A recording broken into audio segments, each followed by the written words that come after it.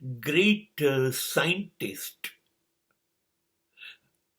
Einstein told at the end of his life, there is no God.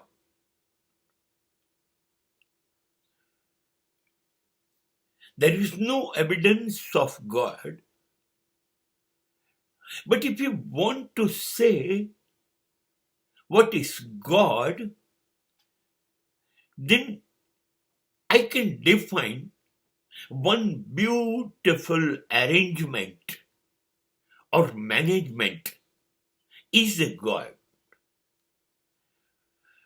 You cannot define the God in the world. In the world. No. There is no particular definition about God. But how beautifully this world is managed by some power, some unknown strength. That may be God. આઈન્સ્ટાઈને મૃત્યુ સમયે પૂછવામાં આવ્યું હતું કે તમે આટલું બધું અદ્ભુત કામ કર્યું. ઈશ્વર વિશે વિજ્ઞાનની ભાષામાં શું કહો છો? માનો છો ખરા ઈશ્વર? ત્યારે એમણે કીધું કે વિજ્ઞાન એવું કહે છે કે જે દેખાય, જેનો પુરાવો અપાય એ માનવું. તો ઈશ્વર તો દેખાતો નથી, એનો પુરાવો આપણે લોકો લાવી શકીએ એમ નથી. માટે એ ઈશ્વર નથી એવું હું માનું છું, જે તમે બધા જેને ઈશ્વર કહો છો. હા, પણ એક મહાન શક્તિ છે, વિરાટ શક્તિ છે.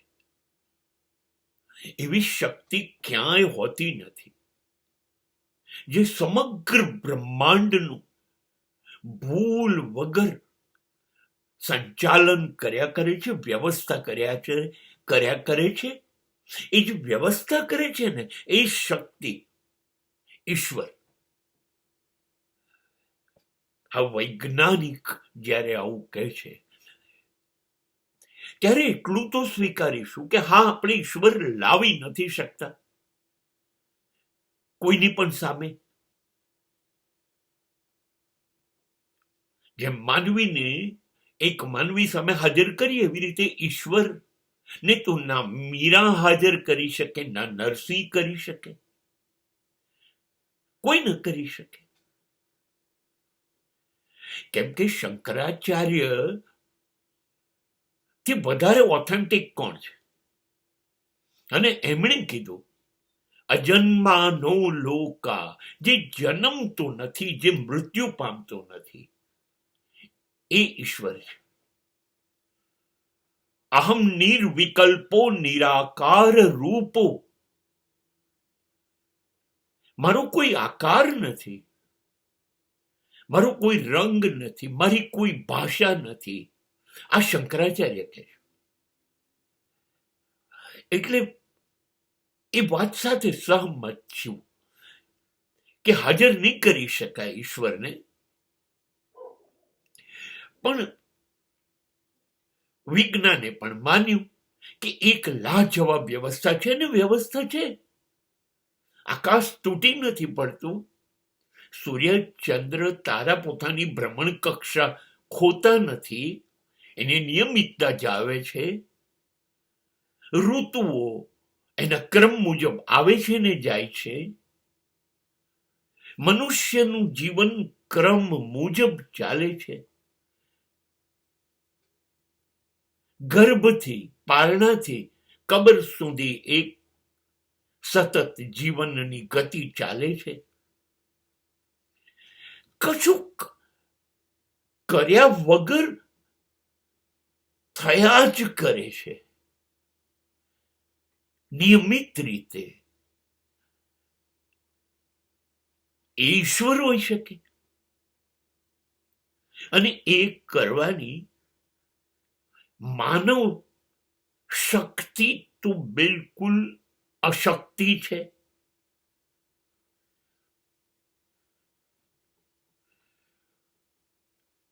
હા, આપણે પ્રયોગો કર્યા કરીશું, કેમ કે એક એવું અભિમાન છે, આપણે આપણા સિવાય કોઈને સ્વીકારતા નથી. My I is always capital. અને ઈશ્વર આઈ નથી, ઈશ્વર યુ છે. તું હી રે, તું હી રે. જ્યારે આઈનું મૃત્યુ થાય, હું મરી જાઉં, ત્યારે તું જન્મે, અને એ જે તું છે, અથવા તુંમાં સમાઈ ગયેલો હું છું, એ ઈશ્વર છે. એટલે આપણે હઈશું ત્યાં સુધી ઈશ્વર નહીં હોય.